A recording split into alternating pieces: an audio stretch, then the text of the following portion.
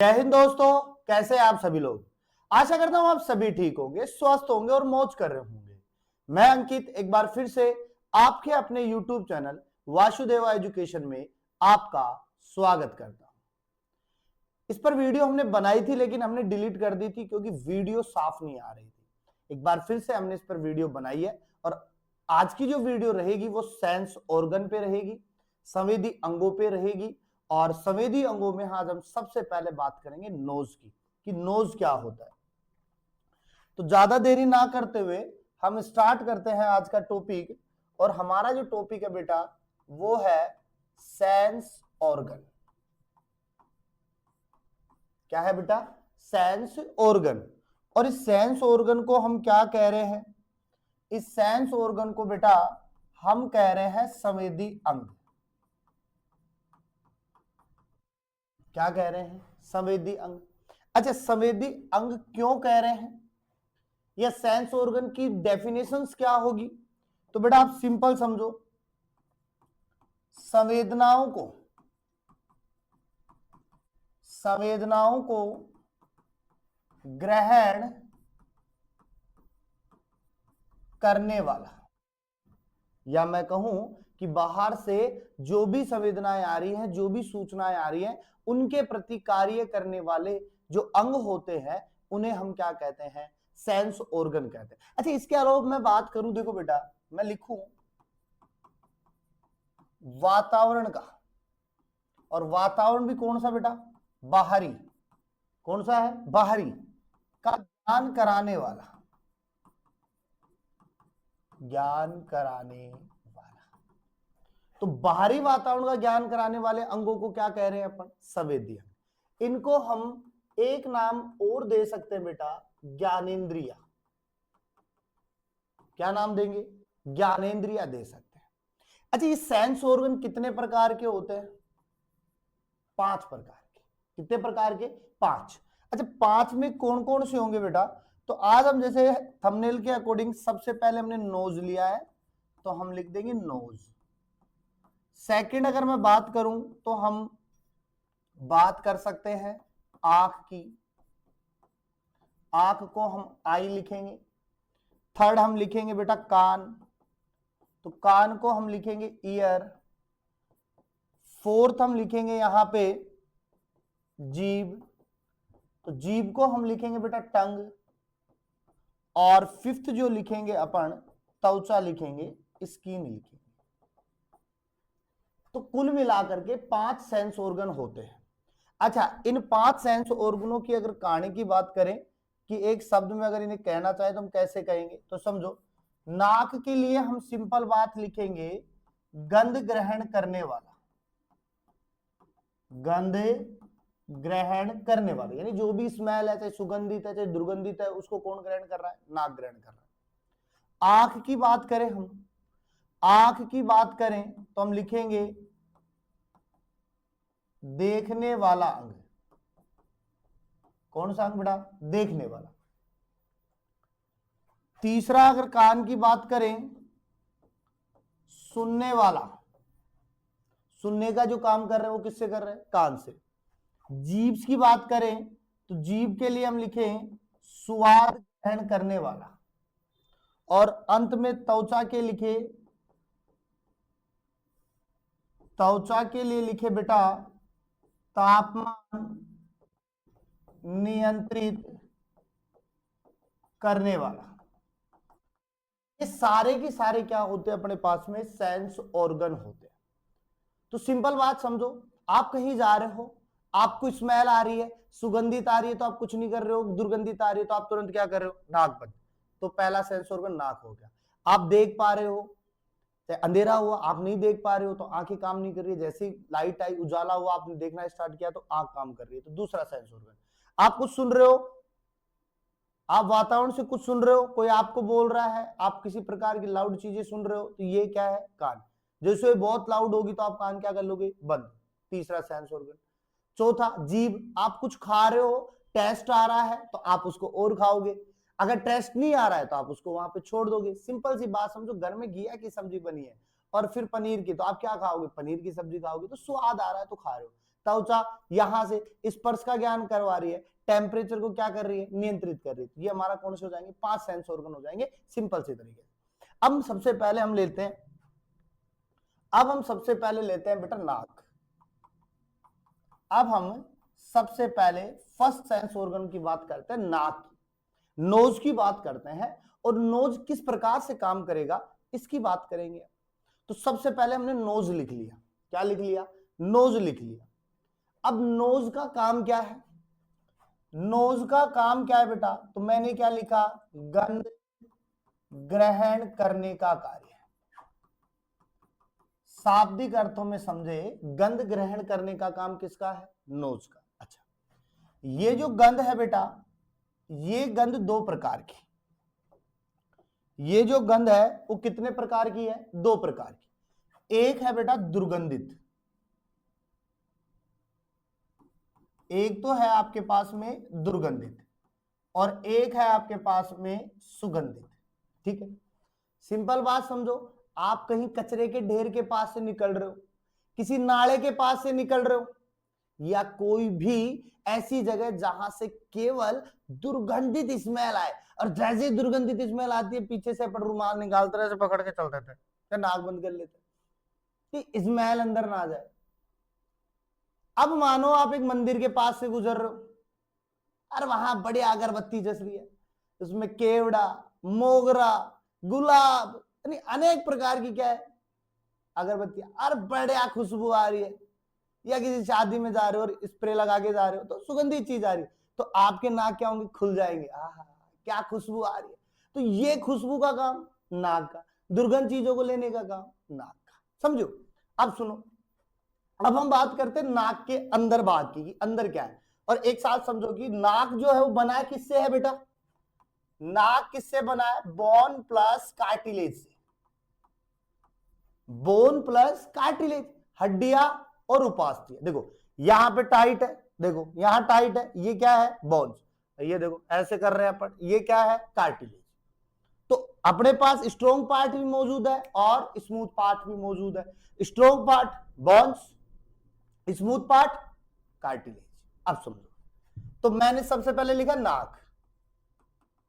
अब नाक के अंदर पाए जाते हैं बेटा दो छिद्र, नाक के पाए जाते हैं दो छिद्र पाए जाते हैं। देखो समझो, ये नाक है, ये नाक है, और नाक में ये क्या है बेटा, दो छिद्र, नाक में ये क्या है, दो छिद्र। चश्मा मत समझ लेना आप इसको, तो नाक में क्या है, दो छिद्र, और हम कहते हैं नोस्ट्रिल। क्या कहते हैं, नोस्ट्रिल कहते हैं। अब ये जो नोस्ट्रिल है ना, इनमें क्या पाए जाते हैं, छोटे छोटे रोम पाए जाते हैं। क्या पाए जाते हैं, रोम पाए जाते हैं। तो मैं लिखूंगा यहाँ पे नाक, और नाक में क्या प्रेजेंट है बेटा, रोम, रोम कह दो, बाल कह दो, हेयर कह दो, और सीलिया कह दो, जो भी आपको अच्छा लगे वो नाम दे सकते हो। रोम भी, बाल भी, हेयर भी, सीलिया भी। काम क्या करता है, काम क्या करता है बेटा, तो सीधी बात समझो, धूल कणों को रोकता है, धूल कणों को रोकता है। हमने क्या ली, वायु ग्रहण की। अब इस वायु के साथ में जो इस वायुमंडल में मौजूद कण है वो भी कहां जाएंगे, नाक में।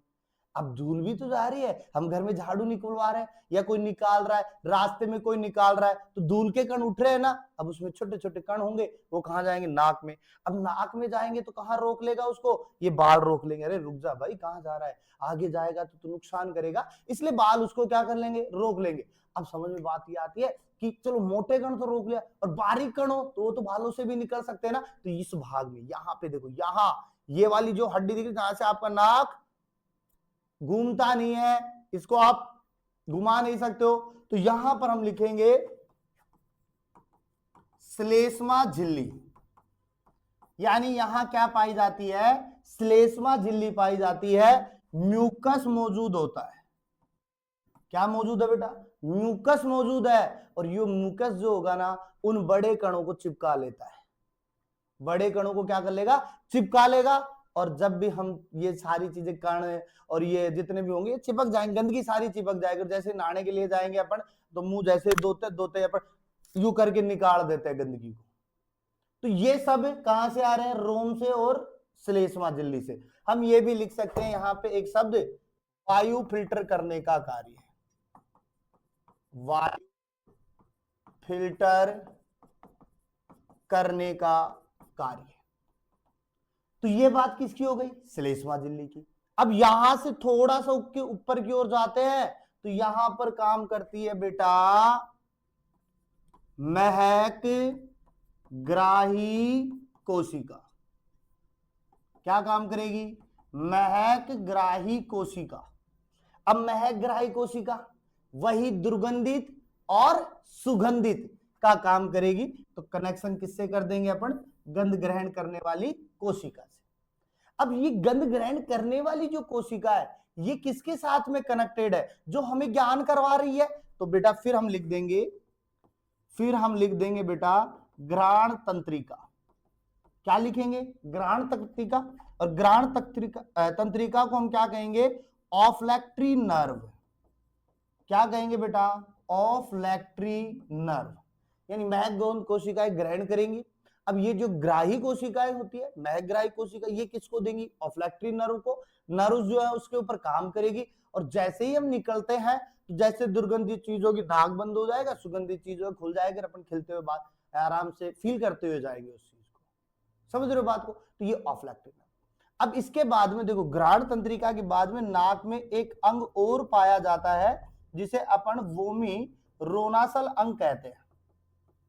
क्या कहते हैं? वोमी रोनासल अंग कहते हैं। इस वोमी रोनासल अंग को अपन बेटा कहते हैं। क्या कहते हैं? जैकबसन अंग भी कहते हैं। और ये जो जैकबसन अंग है ना बेटा, सबसे ज्यादा स्नैक में पाया जाता है। किस में पाया जाता है? स्नैक में पाया जाता है, सांप में पाया जाता है।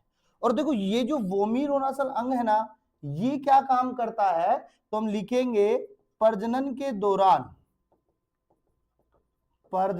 दौरान फिरोमोन स्रावित करता है। फिरोमोन क्या करता है बेटा? स्रावित करता है। यानी कि सिंपल सी बात है, जब जनन की प्रक्रिया हो रही होती है उस समय फिरोमोन निकालेगा, तो अट्रैक्शन का काम कर रहा है वोमी रोनासल अंग। और ये जो वोमी रोनासल अंग जो है ना, ये मानव में अवशेषी रूप में काम करता है। नहीं भी काम करेगा, कर भी लेगा, दोनों प्रोसेस है। अब समझो, ये जो महक ग्राही कोशिका है, ये जो महक ग्राही कोशिका है जो दुर्गंधित और सुगंधित की बात कर रही थी, सबसे ज्यादा किस में पाई जाती है? तो बेटा सबसे ज्यादा ये कुत्ते में पाई जाती है। महक ग्राही कोशिका सबसे ज्यादा किस में पाई जाती है? कुत्ते में। और कुत्ते में अलग अलग प्रकार की महक ग्राही कोशिका और घ्राण तंत्रिकाएं पाई जाती हैं, जिससे कि ये पुरानी से पुरानी गंध को फील कर लेता है और एक बार जिसको सूंघ लिया उसको भूलता भी नहीं है।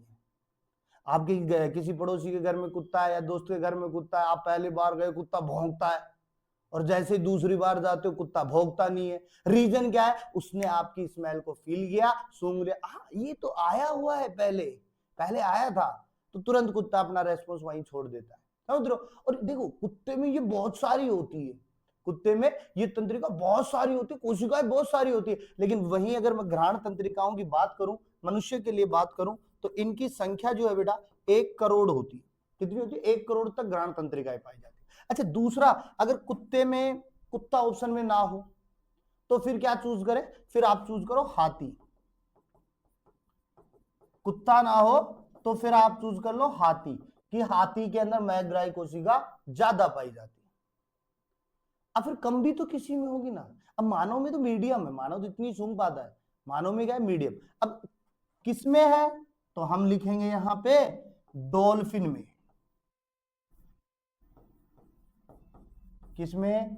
डॉल्फिन में सबसे कम पाई जाती है। डॉल्फिन में सबसे कम पाई जाती है।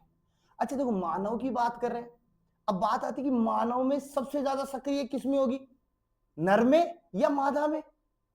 तो हम कहेंगे कि मादा में ग्राही कोशिकाएं सबसे ज्यादा सक्रिय होती है। उनकी जो नाक होती है ना बहुत तेज होती है, और जैसे ही कोई उनके पास से गुजर रहा है, यदि कोई ड्रिंक किया हुआ निकल रहा है, या कोई हस्बैंड वाइफ है जिसमें हस्बैंड जो है वो ड्रिंक करता है, तो जैसे ही वो रूम में जाएगा या घर में जाएगा तो तुरंत सूंघेगा, हाँ? और ऐसे लालटेन खड़े, हाँ पी के आए हो तुम? बोला नहीं नहीं नहीं मैं नहीं पी के, नहीं नहीं पी के आए हो, आप में से बदबू आ रही है। तो वो क्या होगा, अपने पास में वहां से निकाल सकता है। ठीक है, दूसरी बात और समझाऊं मैं आपको, ये जो नाक होती है ना, ये स्वाद में भी काम करती है। किसमें काम करती है? स्वाद में भी काम करती है। ठीक है, इसके अलावा मैं बात करूं कि ये जो महकग्राही कोशिकाएं हैं कब खत्म हो जाती है, जब जुखाम लगती है। कब खत्म हो जाएंगी बेटा? तो मैं लिखूंगा जुखाम के दौरान। किसके दौरान बेटा? जुखाम के दौरान महकग्राही कोशिका नष्ट हो जाती है। तो जुखाम के दौरान महकग्राही कोशिकाएं क्या हो जाएंगी? नष्ट हो जाएंगी। ठीक है, तो ये नाक का एक छोटा सा बिल्डअप था। बात करेंगे कभी जब नेक्स्ट वीडियो बनाएंगे अपन नाक के ऊपर, तो वहां पर अपन इसकी फिजियोलॉजी और एनाटॉमी की बात करेंगे। मिलते हैं एक नेक्स्ट वीडियो के साथ में, तब तक आप बने रहिए हमारे साथ में। और ये देखो लाइट का वोल्टेज भी कितना कम ज्यादा होता रहता है, जिससे अपनी स्किन भी क्या होती रहती है, ब्लर होती रहती है। आप सोचते होंगे कि सर का कैमरा खराब हो गया। मिलते हैं